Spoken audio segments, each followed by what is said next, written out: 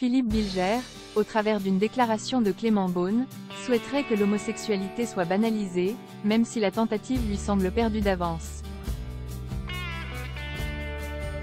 Clément Beaune est un homme qui m'a toujours intéressé au sein des soutiens et des fidèles d'Emmanuel Macron. Sa carrière est brillante et il faut lui reconnaître du courage. Lors des dernières élections législatives, à Paris, il n'a pas fui un combat difficile et il a gagné.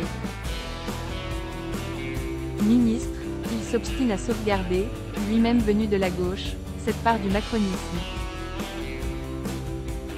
Sa détestation viscérale du RN l'a conduit un jour à déclarer qu'il n'aurait aucune hésitation à privilégier Jean-Luc Mélenchon s'il avait un arbitrage à opérer entre Marine Le Pen et lui.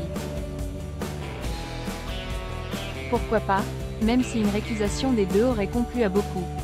Au-delà de ses attitudes politiques et de ses ambitions pour Paris, qui cherche à le poser comme le personnage singulier qu'il est, à la fois estimable, sincère mais parfois agaçant, j'aime les confidences intimes dont il ne s'est jamais privé sans en abuser et qui l'ont incité à révéler son homosexualité. J'ai apprécié qu'il n'ait jamais dissimulé ce qu'il avait éprouvé et comme rien n'avait été facile pour lui à la suite de cette affirmation. Récemment il a fait avancer le débat sur cette question si personnelle en déclarant « Je ne revendique rien mais je voudrais que ce soit aussi banal que possible ». Ce vœu est tellement juste qu'il voudrait que les orientations intimes de chacun, aussi différentes qu'elles puissent être, ne soient pas traitées de manière inégale dans l'espace public. Les majoritaires sans y insister, les autres en y portant attention. La notion de banalité est pertinente si je l'interprète bien. Elle fait sortir l'homosexualité d'un régime dérogatoire où elle était magnifiée par principe ou odieusement salie. Avant de tenter d'expliquer pourquoi cette banalisation souhaitée par Clément Beaune n'est pas pour demain si elle arrive jamais, je voudrais défendre ceux qui, sans jamais tomber dans la moindre homophobie, ne peuvent s'empêcher de ressentir une différence, un saisissement face à des pratiques auxquelles ils ne sont pas habitués dans leur conception du monde et de la vie. Cet étonnement demeurant dans le fort intérieur ou s'exprimant sans haine n'est pas une stigmatisation mais seulement un manque d'accoutumance de génération pas encore adapté au nouveau logiciel des mille figures de la diversité sexuelle de notre temps. Je continue par ailleurs à déplorer que notre lutte contre les propos et les actes homophobes, malgré la dénonciation permanente, politique et médiatique, de l'homophobie, soit chaque jour vouée à l'échec puisque leur nombre augmente. Au point qu'on a le droit de se demander si certaines personnalités ou certains groupes, pour toutes sortes de motifs, ne sont pas stimulés par les interdictions au lieu d'en être entravés. Ce paradoxe douloureux qui ne cesse d'opposer la vigueur de l'opprobre éthique et de la tolérance obligatoire à la réalité concrète des insultes, violences, humiliations et agressions.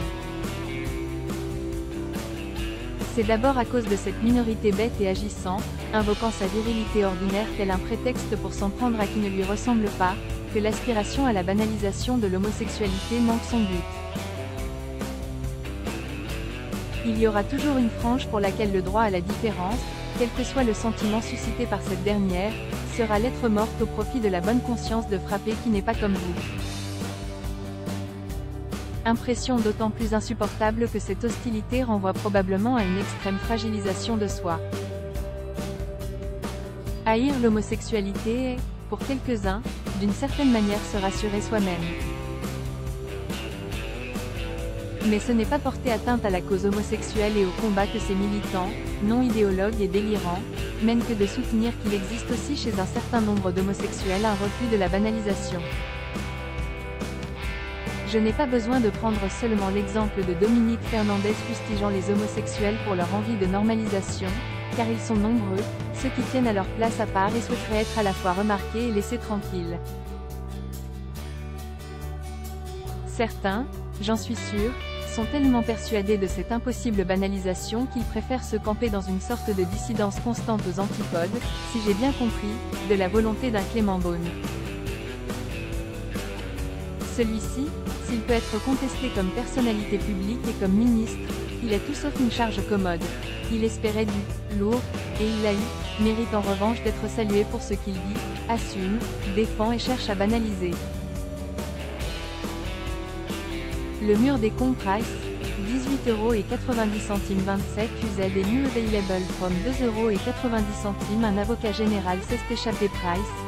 17,20 € 20 UZ et new available from 3,16 € libre propos d'un inclassable price. 12,50 € 7 UZ et new available from 8,29 €.